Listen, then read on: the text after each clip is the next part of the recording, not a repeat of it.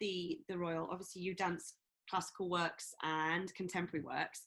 How did you initially find the more contemporary works, as obviously you were a classically trained dancer? Yeah, how was that for you? Well, so I've always, how when you're older, you look back on your life and you see little landmarks that you didn't notice at the time, but you realize how they are connecting up. Mhm. And I realized that really throughout my life, way beyond my career, I had been fascinated by this disconnect between the ballet world and the contemporary dance world. And I think it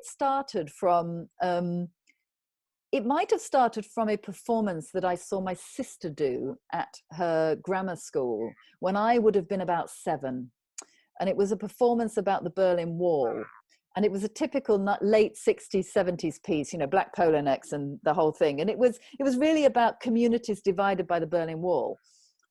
And I remember, being fascinated about this different type of movement and about the ability to tell stories through this different type of movement. And then I saw a performance which brought together London Contemporary Dance Theatre with Sadler's Wells Ballet on a little touring circuit. It was called Ballet for All. Historians can look it up. It was an amazing thing. And I saw people like Siobhan Davis in a performance with Fiona Chadwick and so on. Again, fascinated. What's the difference? What's the difference? Then at school, we had contemporary dance classes from people from London Contemporary Dance Theatre. So Robert North came to teach us, Linda Gibbs came to teach us, Charlotte Kirkpatrick, amazing people. And again, fascinated. I went to see them a lot. Then I had this opportunity to put together Siobhan Davis actually with Royal Ballet Dancers when we did a piece with Art Angel. So, and then of course later on, Wayne McGregor and the Royal Ballet. So I've always been trying to bring together these kind of fascinations, and I've always been interested in watching contemporary dance. So to answer your question, the contemporary dance I did was largely, although not entirely, drawing on my ballet technique in a different way. So if you look at Forsyth, Forsyth is absolutely contemporary movement, but written for ballet dancers. That's not true with Siobhan Davis. That is definitely not true. And that was very, very challenging because you have to let go of some conventions that are deeply rooted in your body. The whole thing about ballet is you do not fall on the floor. That's failure, right? If you fall on the floor. Whereas in contemporary dance, the floor is just another dimension, like we use the air. The whole convention of pulling up, of turning out, of presenting, of performing outwards. These are things which you have to slightly let go of and consider differently. So I think the hardest thing was the letting go. And it's very hard to let go of something when you haven't quite achieved it yet. Right. So I always say, if you're still trying to be the perfect Aurora, it's quite hard to let go of that. But once you feel you've parked that, not that I was the perfect Aurora, by the way, but I did my best. Once you've done that, you can park it and you can become fascinated in using the incredible facility of the human body in a different way. Wow. And also creatively, how different contemporary choreographers work to classical. When in the classical world, we were so used to just standing there and just waiting to be told what to do. And then comes along a contemporary choreographer and they're asking, so what do you feel about this? Where do you want to go with this? Here's a try this. Was that did that ever happen to you? Did you find God, yes. going on in your head? What? Yeah, I mean, I've written quite a bit about these experiences. I mean, one of the first was with Siobhan Davis. So when I first worked with Sue in this Art Angel project, first of all, we rehearsed in an old church. So, no dance floor, nothing. And in she came with a pile of books and she put them on the floor, and they were books by artists and designs and, all sorts of different types of art. And she said, look, just pick a page and describe it with your body. I'm like, what even does that mean? And then, so you start by, you think, okay, well, I get my foot could draw that pattern, front, side, roundabout. Then you think, well, how about I do it with my arm? And then you get inventive. You think, well, I'll just do it with my hip. Oh, okay, what if I do it on a different plane? And, you start to take these baby steps. It's a bit like trying to speak a language. And all the time you've got Jill Clark, the wonderful, long, lost and lamented Jill Clark, who is turning this thing into poetry in motion, with no more stimulation than a squiggle on a page. So that was my first experience. And then I think it was very instrumental and instructive working with Wayne McGregor. So, you know, the thing I really noticed about Wayne, and you'll recognize this, ballet choreographers, in my experience, had tended to operate from the front of the studio.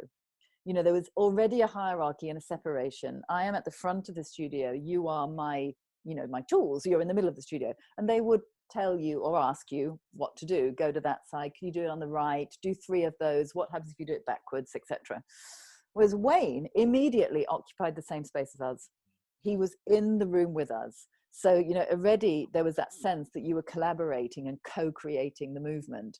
And of course, Wayne has this, you know, technique of making movement. There are some recognized techniques that, you know, now have become quite normal. You know, you invert things, or you might mirror them, or you might, you know, do 3 with a pause, and then, you know, there's all these kind of obvious, and not obvious, but, you know, facing on the different planes, do the same but facing the other way. And so he started to make the movement in these kind of modular ways.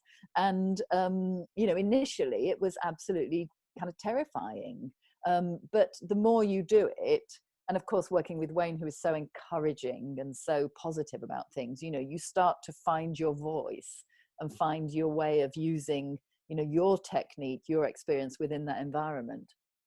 Yeah. I mean, unfortunately, dancers aren't used for having a voice. They're not known for having a voice and for speaking out.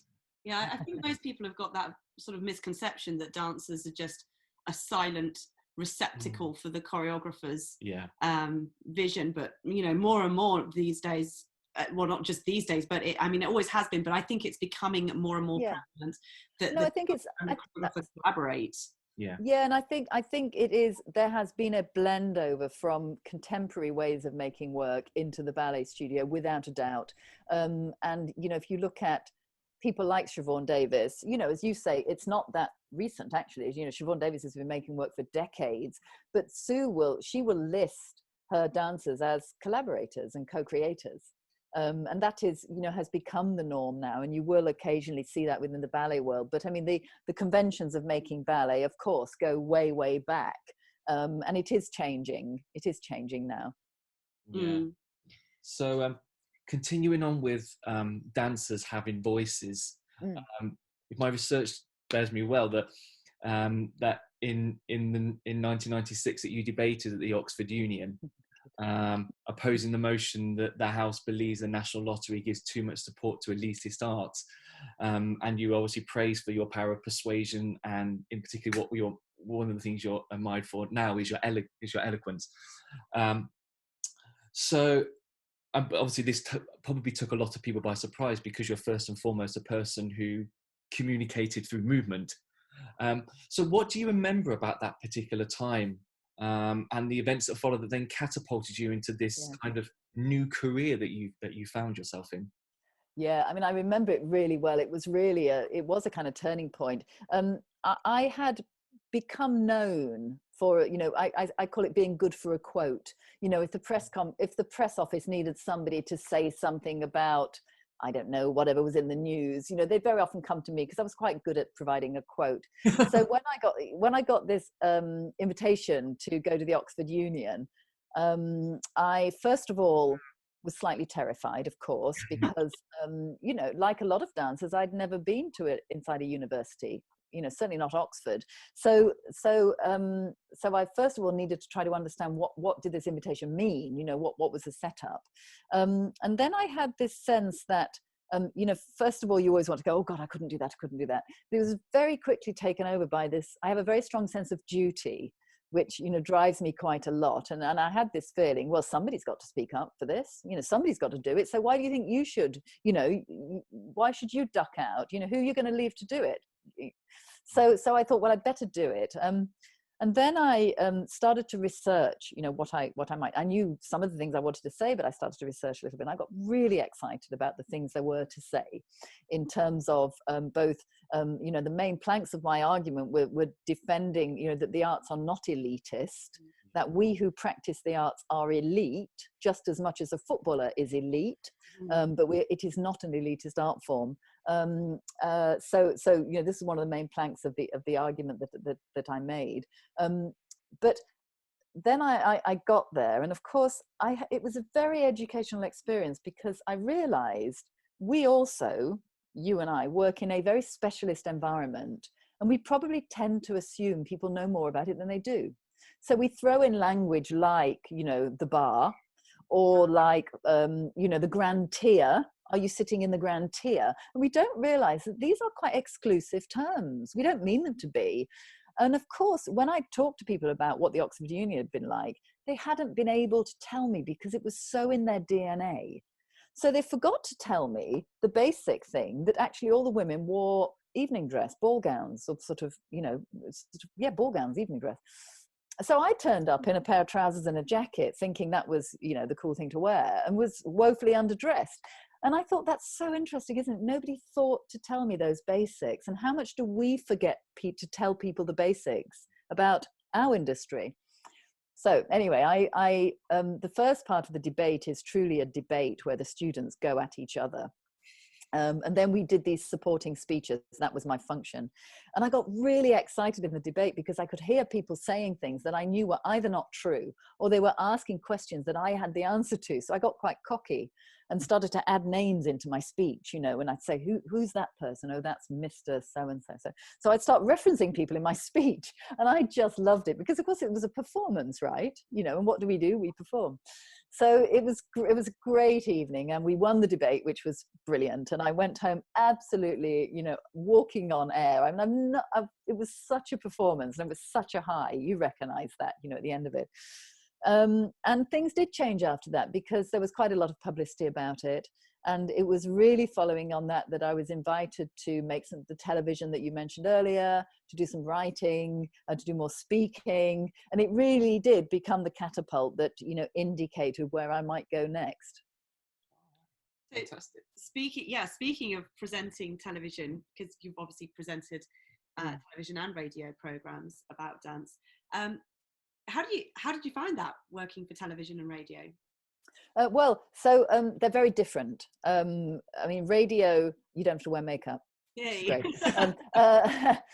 Radio tends, you to have slightly more time to make your arguments and to be discursive. And you know, you hear this if you listen to the radio. You know, you would have a half-hour program. We'd have a chat like this, right? You would never have a chat like this on the television. It would be a 3-minute segment on a couch somewhere. You know, very few channels would dare to have this kind of in-depth conversation. So in television, you have to make your points much more quickly. You also need to recognize that you don't need to say everything because you have the pictures.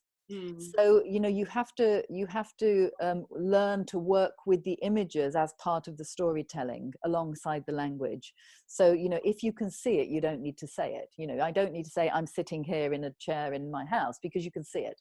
So move on. What is it you want to say? So that's quite interesting, you know, learning those techniques. I loved making television for lots of reasons. One of the fascinating contrasts with the kind of performance that you and I did, is it's a one-shot attempt when you do live performance, right? The curtain goes up, you do it, you fail or not. With television, it's not like that. You do it, you can try it again, you can cut together take 1 with take 7. You know, you really you have different ways of performing, which are basically much more relaxed, frankly. You know, you do the prep beforehand, and then you try it, and it's much more like being in the rehearsal studio, where if it doesn't work, you try it again. I love the relationship with the camera. You know, you can get fantastically intimate with the camera, which creates a mode of communication, which I think can be really effective if it doesn't freak you out. And I loved having the opportunity with the work I did on television to really explore some of the questions that I'd been interested in about dance, and to deal with some of the myths, you know, about dance, and to really look at the science of dance, which was what I was able to do in the big series that I did.